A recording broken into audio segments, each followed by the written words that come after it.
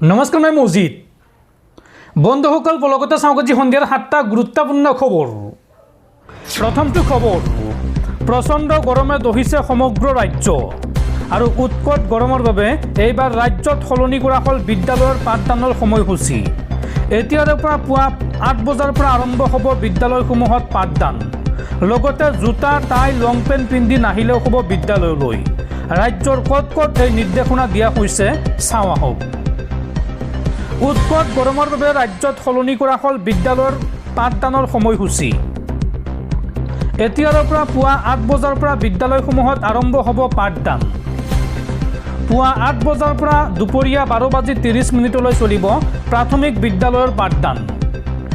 পুৱা 8 বজাৰ পৰা দুপৰীয়া 1:30 বজালৈ চলিব উচ্চ মাধ্যমিক বিদ্যালয়ৰ পাঠদান আৰু উচ্চতৰ মাধ্যমিক বিদ্যালয়ৰ পাঠদান চলিব দুপৰীয়া 1:45 গৰমৰ প্ৰতি লক্ষ্য ৰাখি তিনিচুকীয়া জিলাৰ বিদ্যালয়সমূহৰ বাবে এই সিদ্ধান্ত গ্ৰহণ কৰা হৈছে। আজিৰে পৰা তিনিচুকীয়াত বলবৎ হ'ব এই নতুন সময়সূচী। তদুপৰি পুৱাৰ প্ৰাৰ্থনা বাৰাণ্ডা অথবা গছৰ তলত অনুষ্ঠিত কৰাৰ নিৰ্দেশ প্ৰশাসনৰ। আৰু পোছাকৰ ক্ষেত্ৰতো বিভাগে আনিছে শিথিলতা। জোতা টাই লং পেণ্ট আদি পৰিধানৰ ক্ষেত্ৰত নাথাকিব বাধ্যবাধকতা।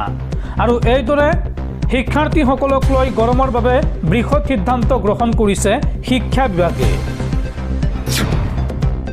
পৰৱৰ্তী খবৰ, পুনৰ আন এক বিৰল মহাজাগতিক পৰিঘটনাৰ সাক্ষী হ'বলৈ সাজু হওক সমগ্ৰ বিশ্ববাসী। আজি নিশাৰ আকাশত দেখিবলৈ পাব এক বিৰল দৃশ্য। দেখিবলৈ পাব উল্কাপাতৰ বৰষুণ। এক বিৰল দৃশ্যৰ সাক্ষী হ'বলৈ সাজু হওক বিশ্ববাসী। আজি নিশাৰ আকাশত দেখিবলৈ পাব এক বিৰল দৃশ্য। 12 আৰু 13 আগষ্টত দুদিনীয়াকৈ দেখিবলৈ পাব উল্কাৰ বৰষুণ। প্ৰতি ঘণ্টাত 50ৰ পৰা 100টালৈকে তৰা খহি পৰাৰ সম্ভাৱনা। নিশাৰ আকাশত পাৰ্চেইডছ উল্কাপাতৰ মনোমুগ্ধকৰ দৃশ্য দেখিবলৈ পাব। অমাৱস্যাৰ বাবে অতি স্পষ্টকৈ দেখা যাব প্ৰতিটো উল্কা। শিৱ টাটল আৰু ধুমকেতুৰ অৱশেষৰ পৰাই সৃষ্টি হ'ব এই উল্কাপাতৰ। আমেৰিকাৰ মুকলি আৰু অন্ধকাৰ ঠাইবোৰৰ পৰা আটাইতকৈ ধুনীয়াকৈ জিলিকিব তৰা। নিশা 12 বজাৰ পৰা সূৰ্যোদয়ৰ পূৰ্বলৈকে আটাইতকৈ স্পষ্ট হ'ব এই দৃশ্য।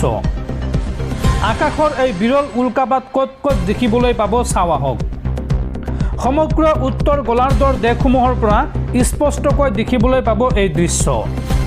লগতে আমেৰিকা যুক্তৰাষ্ট্ৰ কানাডা আদি দেশৰ চহৰৰ পোহৰৰ পৰা আঁতৰত থকা মুকলি এলেকাবোৰত অতি স্পষ্ট হ'ব এই দৃশ্য। লগতে স্পেইন, আইচলেণ্ড, গ্ৰীণলেণ্ড, UK আদি ইউৰোপীয় দেশসমূহৰ পৰা অতি সুন্দৰকৈ দৃশ্যমান হ'ব এই উল্কাপাত।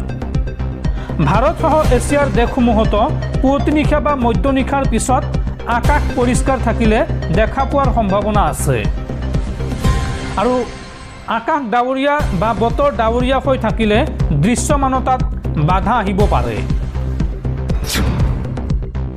পৰৱৰ্তী খবৰ, আধাৰ কাৰ্ডক লৈ জৰুৰী খবৰ।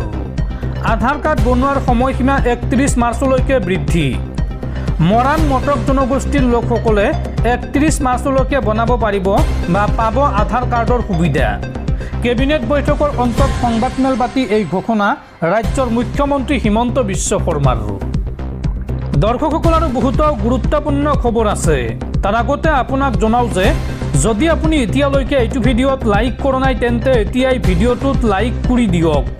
আৰু এনেকুৱা ধৰণৰ ভিডিঅ' আমি নিতৌ চাবলৈ চেনেলটো ছাবস্ক্ৰাইব কৰি কাষত থকা বেল আইকনটো প্ৰেছ কৰি ৰাখক। পৰৱৰ্তী খবৰ, দেশত আহি গ'ল নতুন নিয়ম। এতিয়াৰে পৰা প্লাষ্টিকৰ পেকেটত বিক্ৰী কৰিব নোৱাৰিব পাণ মছলা। খাদ্য সুৰক্ষা আৰু মানক প্ৰাধিকৰণৰ এই নিৰ্দেশনা। গুটকা তথা পাণ মছলাৰ পেকেটিঙত প্লাষ্টিক, এলুমিনিয়াম ফইল আৰু মেটেলৰ স্তৰ ব্যৱহাৰত নিষেধাজ্ঞা জাৰি FSSAI। এতিয়াৰে পৰা কেৱল প্লাষ্টিকমুক্ত কাগজ, চেলুলছ আৰু টিন বা কাঁচৰ পাত্ৰতহে পেকেজিং কৰিব পাৰিব পাণ মছলা।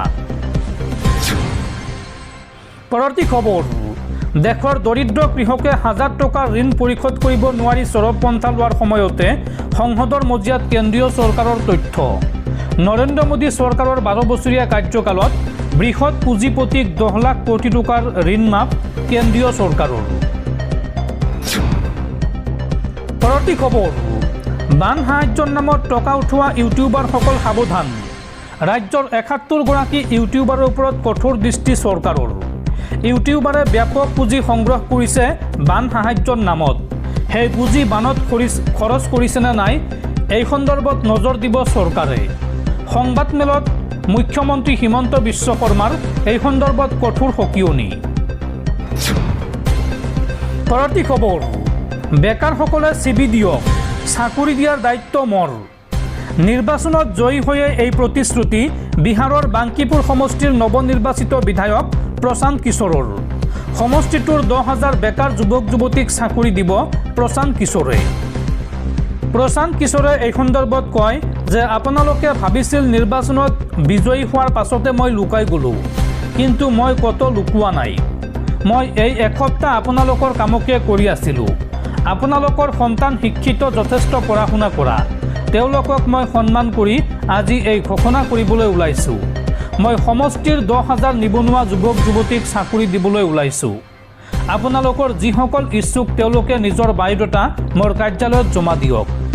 বিধায়ক হোৱাৰ পাছত প্ৰথমবাৰ সমষ্টিৰ এখন শিক্ষানুষ্ঠান পৰিদৰ্শন কৰি এই ঘোষণা বাংকিপুৰ সমষ্টিৰ নতুন বিধায়ক প্ৰশান্ত কিশোৰৰ।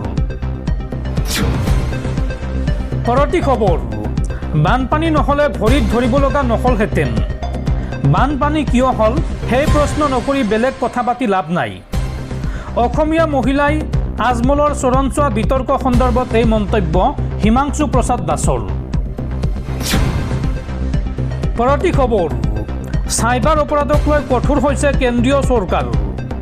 দেশত পুনৰ 3,000ৰো অধিক মোবাইল এপ বন্ধ কৰিলে কেন্দ্ৰীয় চৰকাৰে। দেশত পুনৰ ভুৱা 3,718টা মোবাইল এপ বন্ধ কৰিলে কেন্দ্ৰীয় চৰকাৰে।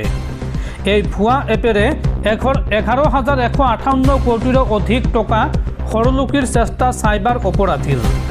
ভুৱা লোন এপৰ দ্বাৰা চলিত বৰ্ষৰ 30 জুনলৈকে প্ৰায় 32.80 লাখৰো অধিক চাইবাৰ প্ৰবঞ্চনাৰ ঘটনা সংঘটিত হৈছে। Cyber fraud reporting and management ছিষ্টেমৰ দ্বাৰা চাইবাৰ প্ৰবঞ্চনা ৰোধৰ চেষ্টা কেন্দ্ৰীয় চৰকাৰৰ। লোকসভাত এই তথ্য প্ৰকাশ কৰে কেন্দ্ৰীয় গৃহ মন্ত্ৰালয়ৰ গৃহ ৰাজ্যিক মন্ত্ৰী বান্দি সঞ্জয় কুমাৰে।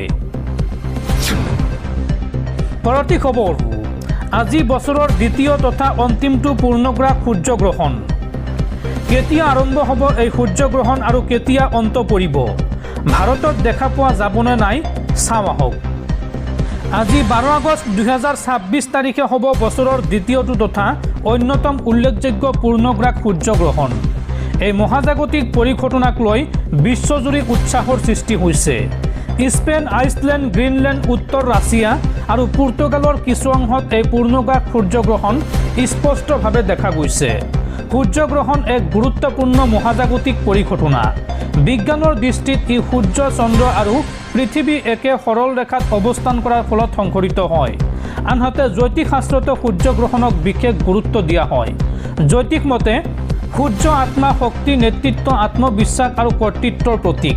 সেয়েহে সূৰ্যগ্ৰহণৰ সময়ত বহুতে আধ্যাত্মিক আৰু জ্যোতিষীভাৱে তাৎপৰ্যপূৰ্ণ বুলি গণ্য কৰে। ভাৰতীয় সময় অনুসৰি বছৰটোৰ দ্বিতীয় পূৰ্ণগ্ৰাস সূৰ্যগ্ৰহণ আজি 12 আগষ্টৰ নিশা 9:04 আৰম্ভ হ'ব। এই গ্ৰহণ 13 আগষ্টৰ নিশা 1:27 সমাপ্ত হ'ব। অৰ্থাৎ মুঠ 4 ঘণ্টা 24 মিনিট ধৰি এই মহাজাগতিক পৰিঘটনা অব্যাহত থাকিব। এই সূৰ্যগ্ৰহণ ইউৰোপৰ কিছু অংশ, উত্তৰ আমেৰিকা, গ্ৰীণলেণ্ড, আইচলেণ্ড, ৰাছিয়াৰ উত্তৰাংশ আৰু আৰ্কটিক অঞ্চলৰ বহু ঠাইৰ পৰা দেখা পোৱা যাব। কিন্তু ভাৰতত এই সূৰ্যগ্ৰহণ দৃশ্যমান নহ'ব। সেইবাবে দেশত ইয়াৰ সূতককাল বা গ্ৰহণ সম্পৰ্কীয় বহু পৰম্পৰাগত নিয়ম প্ৰযোজ্য নহ'ব বুলি বিশেষজ্ঞসকলে উল্লেখ কৰিছে।